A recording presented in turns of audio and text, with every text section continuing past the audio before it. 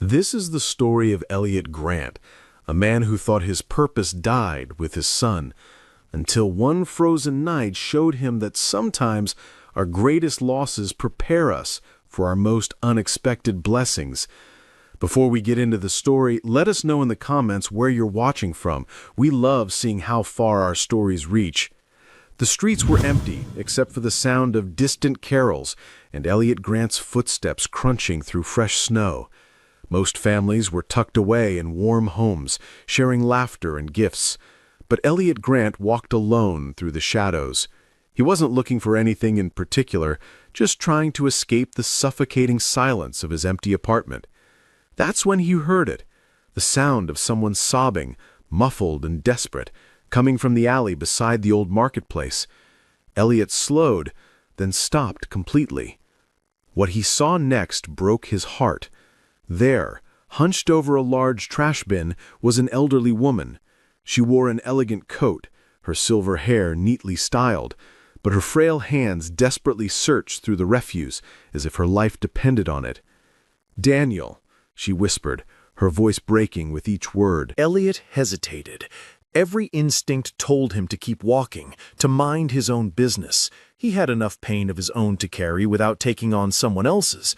But something about her cry pierced straight through his chest. A sound of loss so raw, it made his own grief echo in response. "Ma'am?" he called softly, stepping closer. "Are you okay?" The woman spun around with surprising speed, her eyes clouded but intense. Before Elliot could react, she lunged forward and grabbed his arm with strength that belied her frail appearance. "Daniel, you came back!" she sobbed, pressing her face against his sleeve. "Oh, my boy, don't leave me again. Please don't leave me." Elliot's heart twisted. She wasn't seeing him, she was seeing someone else, someone who meant everything to her.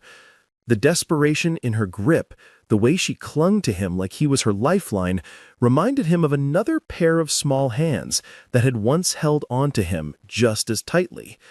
For a moment, he considered pulling away, making excuses, disappearing back into the night. But then he looked into her eyes and saw something he recognized all too well. The look of someone drowning in grief, gasping for any thread of hope to hold on to.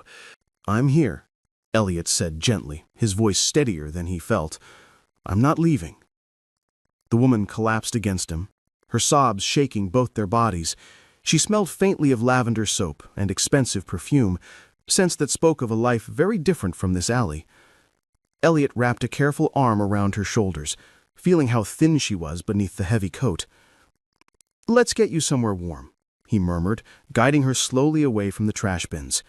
"It's too cold to be out here." She didn't resist, didn't question where they were going. She just held on to his arm and whispered the same name over and over. "Daniel. My Daniel."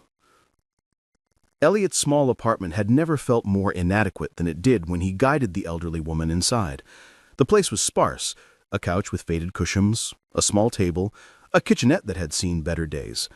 But it was warm, and right now, that's all that mattered. The woman stood in the middle of the living room, looking around with confusion. Her eyes, clearer now in the light, settled on a framed photograph on the shelf. A little boy with bright eyes and a gap-toothed smile, holding a toy airplane. "He's beautiful," she whispered, and for the first time since he'd found her, her voice sounded completely lucid. "How old?"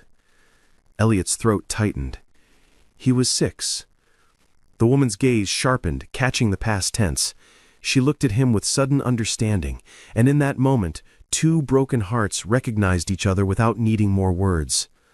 "I'm sorry," she said simply. "Me too," Elliot replied. They stood in silence for a long moment, two strangers connected by the universal language of loss. Finally, Elliot gestured to the couch. "Please, sit.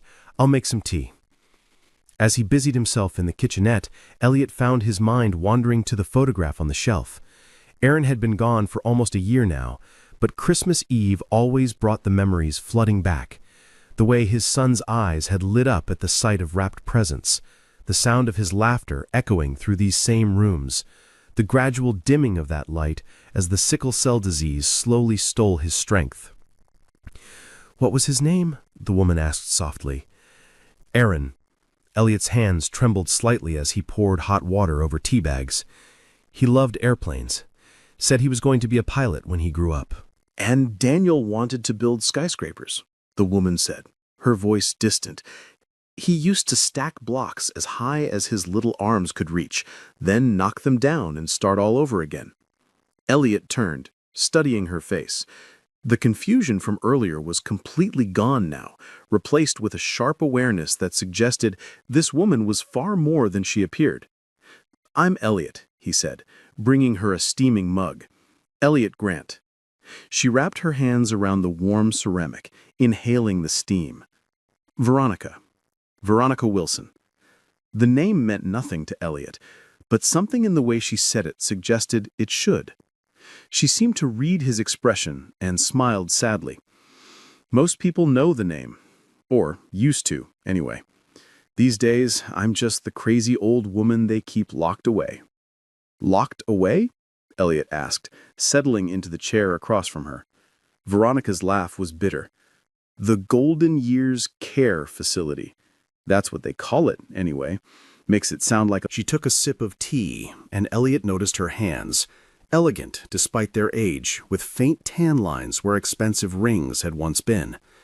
"My family couldn't wait to put me there. Said it was for my own safety after the diagnosis. Alzheimer's, you see. Early stages, but enough to give them the excuse they needed." "What about your son, Daniel?" The cup shook in her hands. "Daniel died 2 years ago. Car accident on a rainy Tuesday morning. He was coming to have lunch with me, to discuss expanding the foundation we'd started together." Her voice cracked. "He never made it." Elliot felt the familiar weight of parental grief settle over the room. "I'm sorry." "After he was gone, everything changed.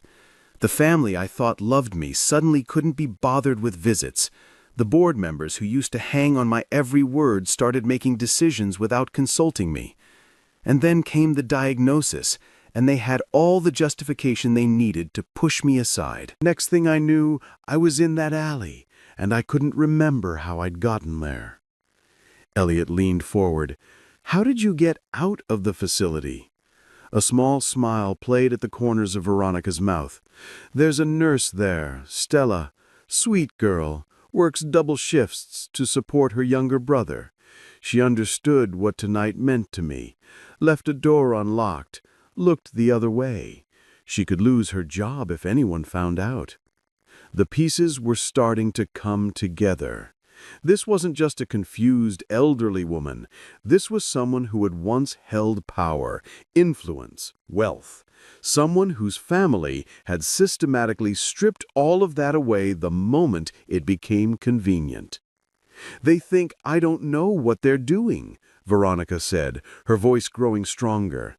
"Think the disease has made me stupid instead of just forgetful. But I see the way they look at me, like I'm already dead, like they're just waiting for the formalities to be over so they can divide up what's left." Elliot thought about his own sparse surroundings, the pile of unpaid bills on his kitchen counter, the way he'd been invisible to the world since Aaron died. Different circumstances, but the same feeling of being discarded, forgotten. "Why did you think I was Daniel?" he asked gently.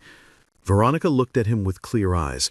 "You have his build, his height, and when you found me in that alley, Daniel always came when I needed him most. Even in my confusion, something told me you wouldn't hurt me. I don't understand why." The next morning came too soon. Elliot awoke to find Veronica sitting at his small kitchen table, already dressed and composed, looking more like the formidable woman she must have once been. She said without preamble, "I should go back. Stella will be worried sick, and if they discover I was gone, what happens to her if they find out she helped you? She loses her job. Maybe worse. They're not kind people, my family." Veronica's jaw tightened. They'd make an example of her to ensure no one else gets any ideas about helping the crazy old woman. To reconcile this woman with the confused, desperate person he'd found in the alley. "The confusion comes and goes," she said, reading his thoughts. "Some days are better than others, but they're getting worse, and everyone knows it. That's what makes this so easy for them." As they prepared to leave, Veronica paused in front of Aaron's photograph. "How did you survive it, losing him?" Elliot was silent for a long moment. "I'm not sure I have survived it. Most days, I just exist." "Yes," she whispered, "that's exactly how it feels." The Golden Years Care Facility was a sprawling complex on the edge of town, all manicured lawns and tasteful architecture designed to look welcoming rather than institutional. As they approached the main entrance, Elliot could see a young woman pacing frantically by the reception desk. "Stella," Veronica murmured. The nurse spotted them through the glass doors and ran outside, her face a mixture of relief and panic. "Mrs. Wilson! Thank goodness you're safe. I've been going out of my mind when I checked on you this morning and found your bed empty." She trailed off, noticing Elliot for the first time. "Who is this?" "This is Elliot," Veronica said simply. "He helped me when I got lost." Stella's eyes filled with tears. "Thank you. You have no idea what could have happened if—" She stopped, looking around nervously. "We need to get inside, if anyone sees us talking out here." As they walked through the facility's corridors, Elliot was struck by how quiet everything was. A few residents sat in common areas, staring at television screens or out windows, but there was no sense of life or community, just people waiting. "Mrs. Wilson," a sharp voice cut through the quiet. A stern-looking woman in a crisp uniform approached them, her expression thunderous. "Where exactly have you been? We've had the entire staff looking for you." "I went for a walk," Veronica said calmly. "I got turned around." "A walk? At night? In December?" "Mrs. Wilson, your condition makes it dangerous for you to leave the facility unescorted. We've discussed this." Elliot watched the interaction, seeing how quickly Veronica seemed to shrink under the woman's authority. This wasn't care, this was control. "And you are?" The woman turned to Elliot, her tone suggesting he was already unwelcome. "A friend," he said simply. "Well, friend, visiting hours don't start until 2 p.m. Mrs. Wilson needs her rest after her little adventure." Stella shot Elliot an apologetic look as the supervisor began leading Veronica away. But before they could disappear down the hall, Veronica turned back. "Will you come see me?" she asked, and there was something in her voice, hope maybe, or just the fear of being forgotten again. "Yes," Elliot said without hesitation. "I'll come see you." Sometimes healing comes not from forgetting our pain, but from using it to comfort others. Watch how two grieving hearts found strength in each other. Elliot kept his promise. He started visiting Veronica 3 times a week, usually in the evenings when the facility was quieter and the supervisor was off duty. Stella, grateful beyond words for his help that Christmas Eve, always made sure he could spend time with Veronica without interference. During their visits, Elliot learned more about the woman behind the confusion and grief. Veronica Wilson had been a force of nature in her prime, building a business empire alongside her late husband, then expanding it with Daniel after her husband's death. She'd been known for her sharp mind, her philanthropy, her unwavering dedication to causes she believed in. "We were working on something special when Daniel died," she told him during one visit, her voice clearer than it had been in weeks. "A foundation to help children with rare diseases. Daniel had a friend in college who died from muscular dystrophy, and it always haunted him that money had been the barrier to better treatment." Elliot felt his chest tighten. That sounds like something Daniel would have cared about. Oh, he did. He was passionate about it. We'd already committed $50 million to get it started, but then— She trailed off, staring out the window. "After he died, the board convinced me to put the project on hold, said it wasn't a good time for major new initiatives. I should have fought harder." As weeks turned into months, Elliot found himself looking forward to these visits more than he'd anticipated. Veronica was fascinating when her mind was clear, full of stories about building her business, raising Daniel, navigating a world that hadn't always been kind to powerful women. And when the confusion took hold, he simply sat with her, holding her hand and letting her talk about Daniel as if he might walk through the door at any moment.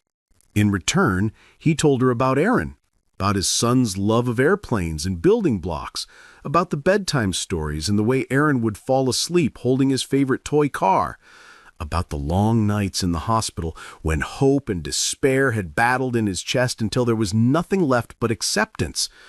"You're a good father," Veronica said one evening, and Elliot felt something in his chest that he hadn't experienced in months, a warmth that might have been healing.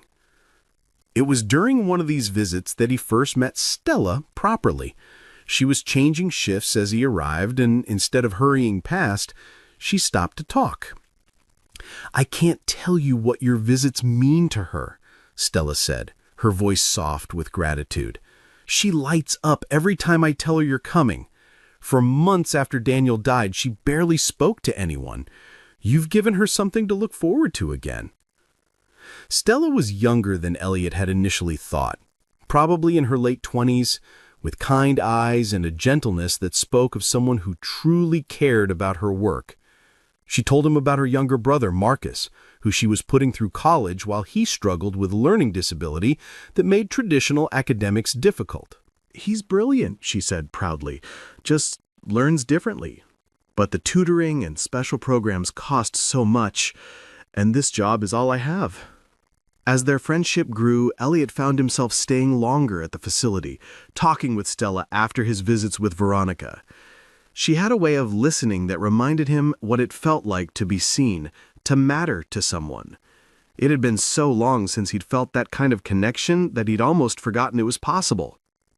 But it was Veronica who noticed the change in him first.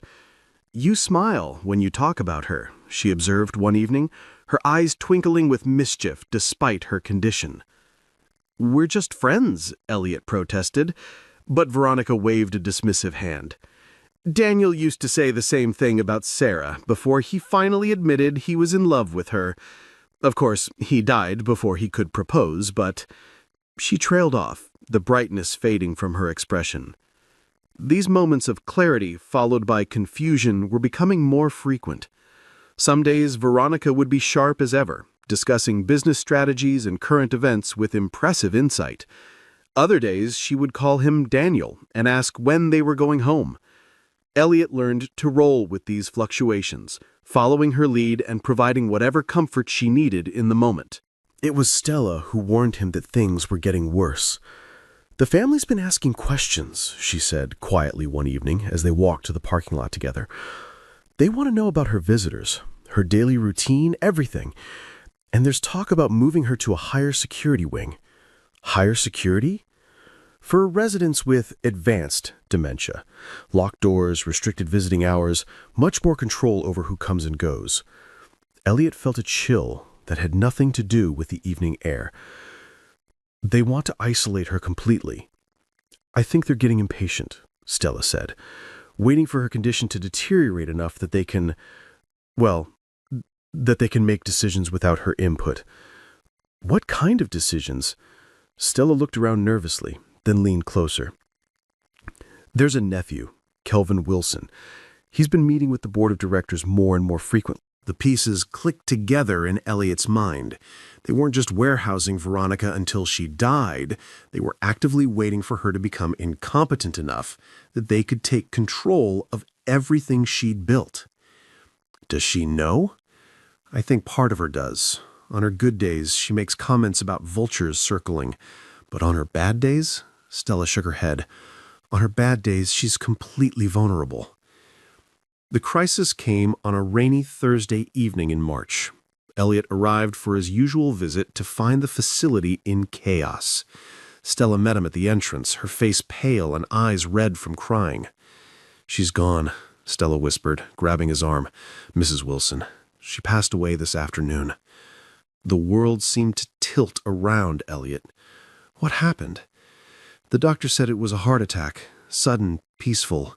But Elliot, Stella's voice dropped to barely a whisper. She'd been having a good day, clear, alert, more like herself than she'd been in weeks. And then suddenly, around 3 o'clock, Elliot felt numb. Another loss, another person he'd come to care about taken away without warning. The grief was different from losing Aaron, less raw but somehow more bitter, because this felt preventable, inevitable, like watching a tragedy unfold in slow motion. Did she suffer? No. The doctor said it was very quick. She was in her room, sitting by the window. When the aide found her, she looked peaceful. They stood in the lobby, surrounded by the sterile comfort of the facility, and Elliot felt the familiar weight of loss settle over him again. Just when he'd started to believe that maybe he could build something new from the wreckage of his old life, death had come calling again. "There's something else," Stella said quietly. "The family's already been here, making arrangements, going through her room. They didn't seem very sad." Of course they weren't. For them, this was the moment they'd been waiting for, the final obstacle removed from their path to Veronica's fortune. As Elliot drove home that night, he thought about all the conversations he and Veronica had shared, all the stories about Daniel and Aaron, all the quiet moments when two broken hearts had found comfort in each other's company. She'd given him something precious, a reason to care about another human being, a path back to feeling like he mattered in the world. Now she was gone, and he was alone again. Or so he thought.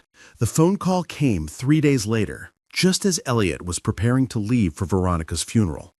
A crisp, professional voice introduced himself as Richard Hartwell, senior partner at Hartwell, Barnes & Associates, and Mrs. Wilson's longtime attorney. "Mr. Grant, I need you to come to my office immediately following the funeral today. There's a matter of utmost importance that requires your attention." "I think you have the wrong person," Elliot said. "I was just a friend of Mrs. Wilson's. I don't have anything to do with her affairs." "Mr. Grant," the lawyer's voice took on a tone of barely contained excitement, "you have everything to do with her affairs. Please, just come to my office after the service. Everything will be explained then." The funeral was a small, cold affair. Veronica's family was there, a collection of well-dressed people who looked more concerned with being seen than with mourning Veronica. Stella sat in the back with Elliot, both of them sharing memories of the woman who had brought them together. Kelvin Wilson stood at the podium during the service, delivering a eulogy that sounded more like a business presentation than a... "She will be remembered," Kelvin concluded, "for the empire she built and the wealth she accumulated. But mostly, she'll be remembered as a loving family member who trusted us to carry on her work." Elliot felt sick listening to the hollow words.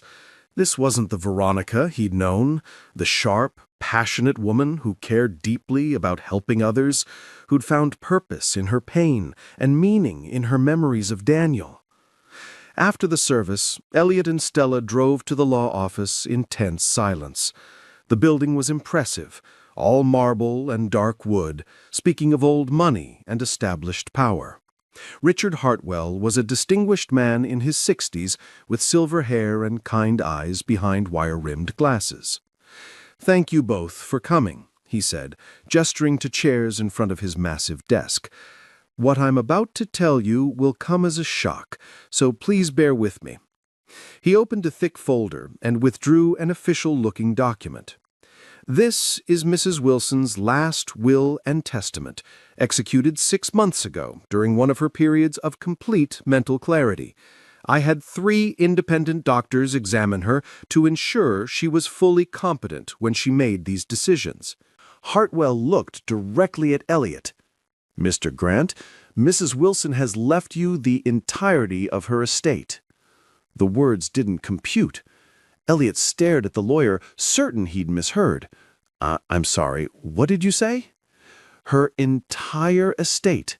The house, the investment portfolio, her shares in Wilson Industries, all personal property, and approximately $2.3 billion in liquid assets. Everything." Stella gasped audibly. Elliot felt like the room was spinning. "That's impossible. I'm nobody. I just visited her a few times." Hartwell smiled. "According to Mrs. Wilson, you were the only person who visited her because you cared about her, not because you wanted something from her. She was very specific in her instructions. She said you showed her kindness when she was lost, and that you reminded her what family was supposed to feel like. The lawyer continued reading from the will. To Elliot Grant, who found me in my darkest hour and showed me that goodness still exists in the world. You gave me back my son's spirit through your own father's heart. Use what I leave you to honor both our boys and to help other families who face what we have faced. Elliot's vision blurred with tears. Even in death, Veronica had found a way to surprise him. Of course, Hartwell added, this won't go unchallenged. The family is already threatening to contest the will. They'll claim she was incompetent, that you manipulated her somehow. Are you prepared for that fight? What would you do if someone tried to steal a gift meant to honor the memory of someone you loved? Elliot's answer will inspire you. The Wilson family's response was swift and vicious. Within hours of the will reading, Elliot's phone was ringing constantly. Reporters, lawyers, distant relatives he'd never heard of, all wanting to know about the nobody who'd inherited a fortune. Kelvin Wilson held a press conference the very next day, standing on the steps of the courthouse with his team of attorneys. This is a clear case of elder abuse, he declared to the cameras. My aunt was vulnerable, suffering from dementia, and this man took advantage of her condition to manipulate her into changing her will. We will fight this injustice with every resource at our disposal. The media ate it up. Gold digger steals billions, screamed the headlines. Fortune hunter preys on elderly heiress. Photos of Elliot leaving his modest apartment appeared next to pictures of Veronica's mansion, the contrast telling a story that had little to do with the truth. Elliot tried to go about his normal routine, but reporters camped outside his building, following him to work, shouting questions about his relationship with Veronica. He stopped visiting the facility where she'd lived, not wanting to bring trouble to Stella or the other staff members. It was Stella who called him a week later, her voice shaking with fear. Elliot, you need to be careful. Some men came to the facility, asking questions about you and Mrs. Wilson. They weren't reporters. They felt different, dangerous. What kind of questions? About your visits, how long you stayed, whether you were ever alone with her. And they offered me money, a lot of money, to sign a statement saying I'd witnessed you pressuring her or acting inappropriately. Elliot's blood chilled. What did you tell them? The truth, that you were nothing but kind to her, that she lit up whenever you came to visit. But Elliot, her voice broke. They said they'd be back. They said they had ways of making people remember things differently. That night, Elliot sat in his apartment staring at the legal papers Hartwell had given him. The will was ironclad, witnessed, notarized, verified by multiple doctors. But he could feel the walls closing in around him. The Wilson family had resources, connections, power he couldn't begin to match. Maybe it would be easier to just walk away, to let them have their blood money and disappear back into obscurity. He was still debating when his phone rang. Richard Hartwell's voice was grim. Elliot, we have a problem. Kelvin Wilson just filed an emergency motion claiming you're a flight risk. He wants all of Veronica's assets frozen until the will contest is resolved. Can he do that? He's trying. The hearing is tomorrow morning. If the judge grants the motion, you won't be able to access anything, not the money, not the house, nothing, until this mess is settled. And given the media coverage, that could take years. Elliot closed his eyes. What do you recommend? Fight. Veronica chose you for a reason. Don't let her nephew steal what she wanted you to have. But before Elliot could respond, there was a knock at his door, urgent, demanding. He looked through the peephole and saw two men in expensive suits, their faces hard and professional. Mr. Grant, we'd like to have a word with you about Mrs. Wilson. Elliot backed away from the door, his heart pounding. These weren't lawyers or reporters. These were the kind of men Stella had warned him about. "We know you're in there," the second man said, his voice carrying a subtle threat. "This can be easy or it can be hard. Your choice." Elliot grabbed his phone and dialed Hartwell's number with shaking fingers. "They're here, at my apartment. Who's there?" "I don't know. Men. They don't feel like lawyers." "Get out. Now. Use the fire escape if you have to. Come to my office immediately." The next few weeks blurred together in a haze of legal motions, depositions, and increasingly desperate tactics from the Wilson family. Elliot had moved into a small hotel under an assumed name, venturing out only when necessary and always watching over his shoulder. Hartwell proved to be more than just a lawyer. He was a warrior. He countered every motion, challenged every claim, and slowly built an airtight case for Veronica's mental competence at the time she'd made her will. "They're getting desperate," he told Elliot during one of their late-night strategy sessions. "The medical evidence is overwhelming. 3 independent psychiatrists examined Veronica before she signed the will, and all of them declared her completely lucid and capable of making her own decisions." Then why do they keep fighting? Because they're not just fighting for the money anymore. They're fighting for their reputations. If this will stands, it means Veronica deliberately chose a stranger over her own family. It makes them look like the vultures they actually are.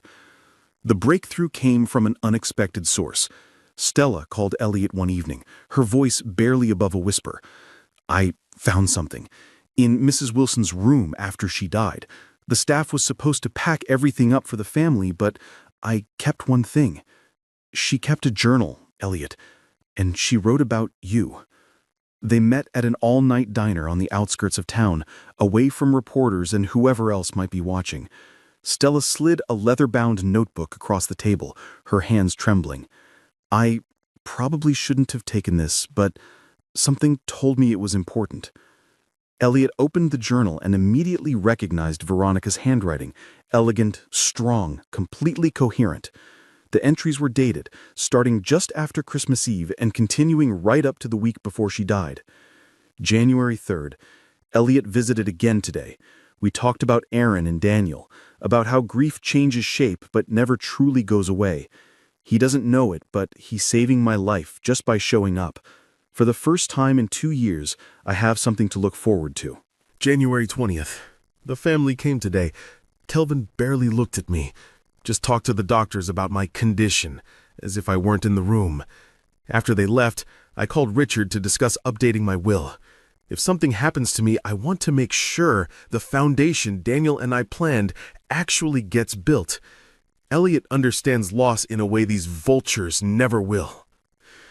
Page after page documented their friendship, Veronica's growing appreciation for Elliot's character, and her increasing disgust with her family's behavior. But it was the final entry that made Elliot's breath catch.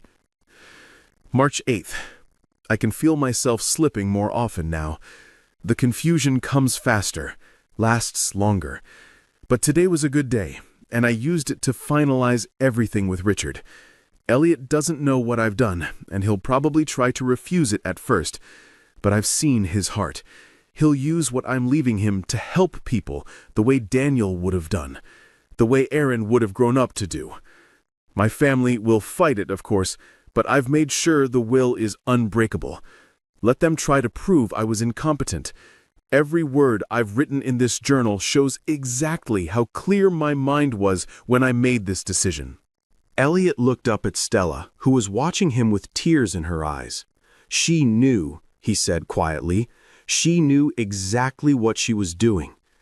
"There's more," Stella said. "I found receipts, bank statements, and documentation of every meeting she had with lawyers and doctors. She kept meticulous records, like she was building a case." The journal and supporting documents turned the tide of the legal battle. When Hartwell presented them in court, even Kelvin's expensive lawyers couldn't argue with the clear evidence of Veronica's mental competence and deliberate intentions. But Kelvin wasn't ready to give up. If he couldn't win in court, he'd find another way to get what he believed was rightfully his. The kidnapping happened on a rainy Tuesday evening. Elliot was waiting for Stella outside the diner where they'd been meeting for dinner. Their relationship had deepened during the stress of the legal battle, providing both of them with an anchor in the chaos. When she didn't show up after an hour, Elliot called her cell phone. A stranger's voice answered. "Mr. Grant, I have something that belongs to you." Elliot's blood turned to ice. "Where is she?" "Safe, for now, but that depends entirely on your cooperation. You're going to sign some papers for us, documents transferring Mrs. Wilson's estate back to her rightful heirs. Do that, and your girlfriend goes home unharmed." The warehouse district at night was a maze of shadows and empty buildings. Industrial decay stretched along the waterfront like forgotten memories. Elliot arrived 15 minutes early, circling the area to get a sense of the layout while staying in constant contact with Detective Morrison, who was coordinating the police response from several blocks away. "Remember," Morrison's voice crackled through the earpiece, "we need evidence of the kidnapping before we can move in. Get them talking. Get them to admit what they've done. We'll be monitoring everything, but you need to stay calm and keep them engaged." Elliot checked the briefcase one more time. Inside were the transfer documents Hartwell had prepared, legally worthless papers that would never hold up in court, but realistic enough to fool someone desperate. The real will remained safely in the lawyer's vault, but if these documents could buy Stella's freedom, they'd served their purpose. At exactly 8 o'clock, Elliot approached the designated warehouse. The building was massive, 3 stories of broken windows and rusted steel that had once been the heart of the city's shipping industry. A single light glowed from a window on the second floor. The door was unlocked.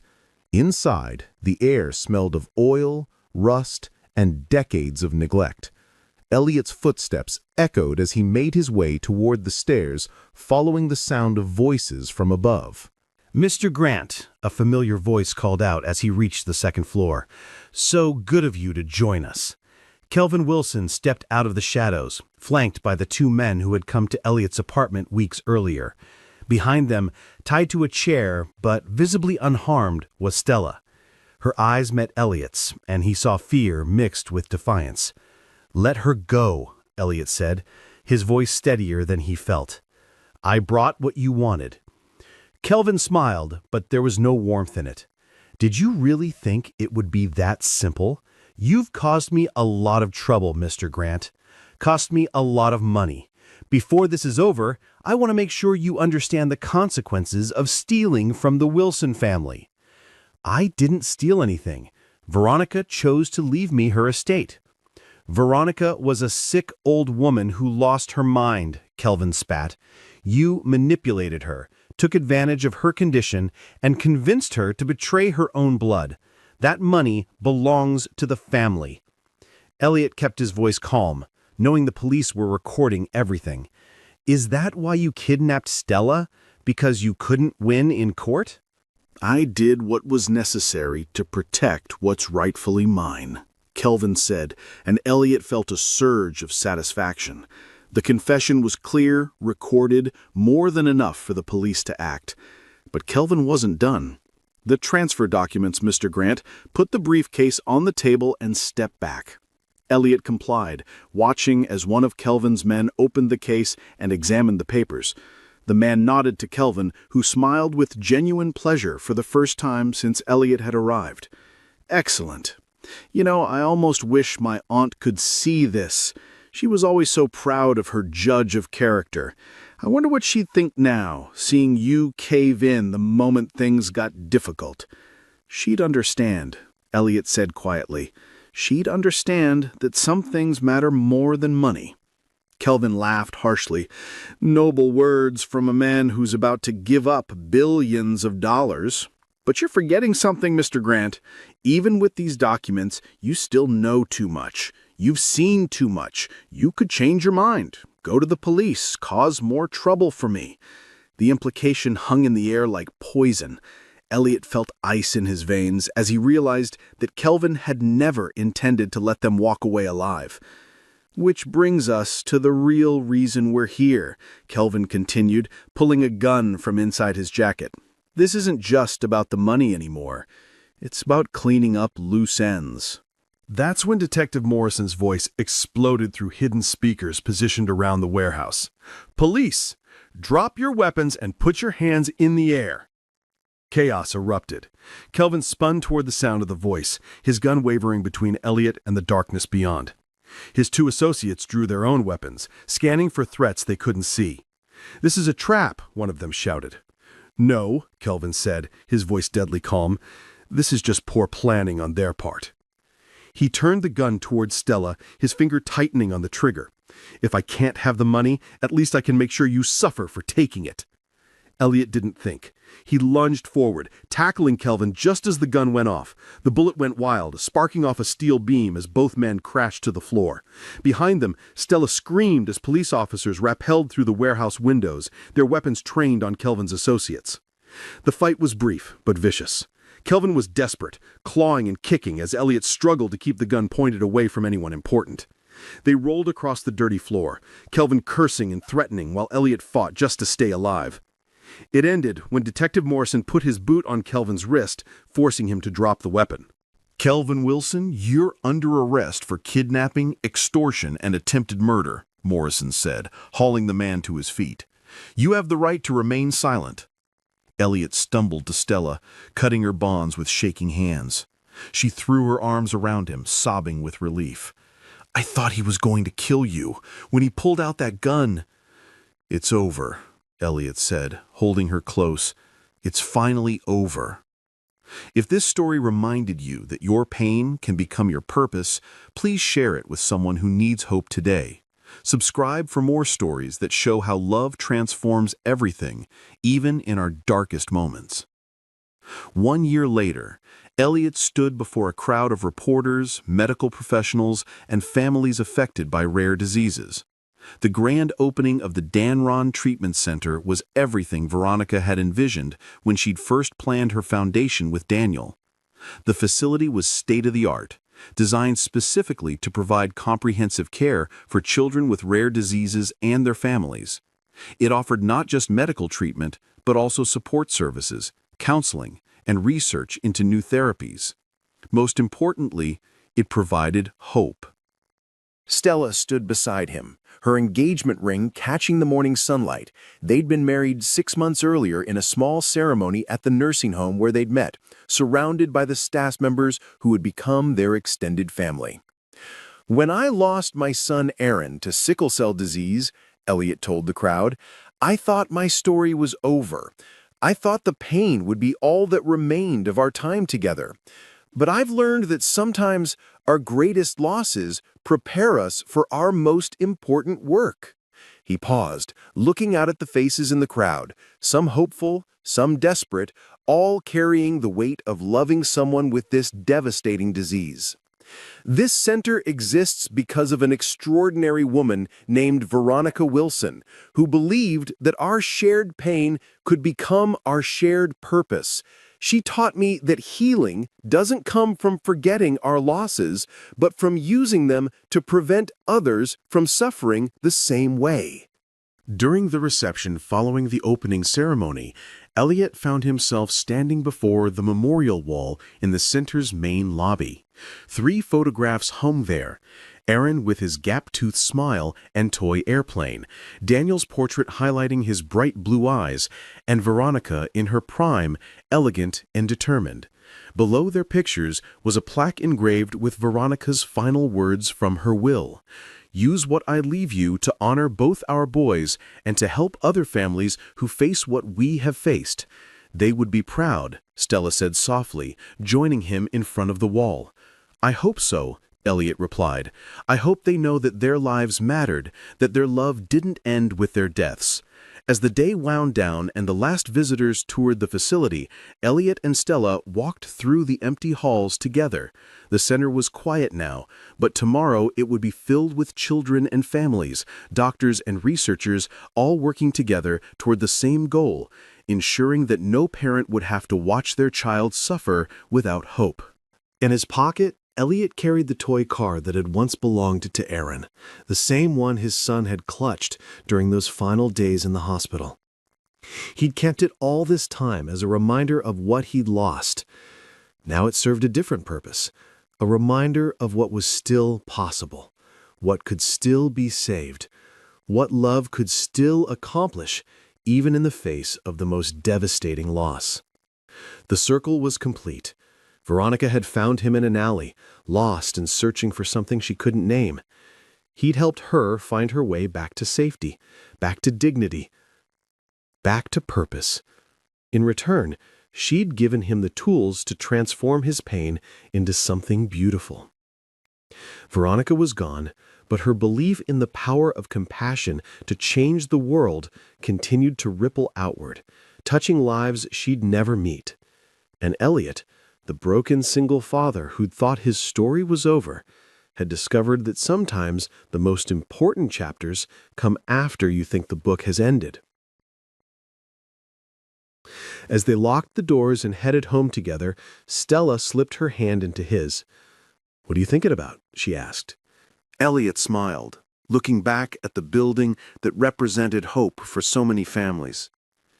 "I'm thinking about Christmas Eve," he said, "about how the worst night of my year became the beginning of the best thing that ever happened to me. Because you found Veronica? Because I chose to help her," Elliot corrected. "Because even when I thought I had nothing left to give, I gave it anyway. And somehow that act of giving brought me everything I never knew I needed." They walked home through streets that looked the same as they had a year ago, but everything had changed.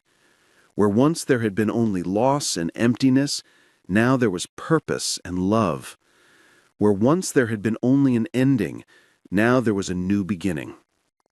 And in the lives of the children who would grow up healthy because of the Danaron Treatment Center, the story would continue for generations to come, a testament to the power of compassion to transform tragedy into triumph and loss into lasting legacy. True family isn't about the circumstances that bring you together. It's about the choice to stay together no matter what challenges come your way. And sometimes when you open your heart to help someone else, you discover that they were helping you all along. Every act of kindness has the power to change the world, one life at a time. Every moment of pain can become a source of healing for others, and every ending can become a new beginning if we have the courage to let love lead the way. Friends, if this story touched your heart the way it touched mine, if it reminded you of the power we all have to change someone's life with a simple act of kindness, please don't just watch and walk away. Hit that subscribe button and join our Soul Lift Stories family. Share this story with someone who needs to remember that their worth isn't measured by their wallet,